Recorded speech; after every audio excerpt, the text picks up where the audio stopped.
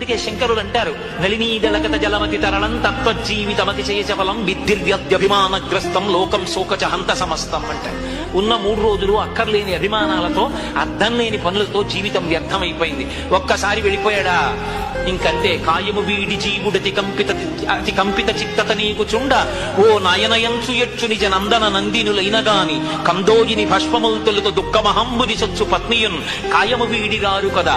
చేసిన కర్మము పుణ్యము తప్ప శంకరా ఏమొస్తాయి? వచ్చేదేం ఉండదు. కొడుకు అక్కరవాడికి వస్తాడు. కింవానేన ధనేన వాజికరి విప్రాప్తేన రజ్జేన కింవా పుత్ర కళత్రమిత్రమజుభిర్దేహేన గేహేన కిం జ్ఞాతైతక్షణ భంగురం చపతితో చర్జం మనోదూరత స్వాత్మార్థం గురువాక్యతో భజ భజ శ్రీ పార్వతీ వల్లభం అంటారు శంకర భగవత్పాదులు. అన్నిటికన్నా ముందు రాందేదంటే ఈశ్వరి. సంపాదించినటువంటి డబ్బంతా పాస్బుక్ లో అంకెలుగా అలాగే ఉంటుంది. ఏహి కన్నీళ్లు పెట్టదు, అక్షరాలు తిరిగిపోవు.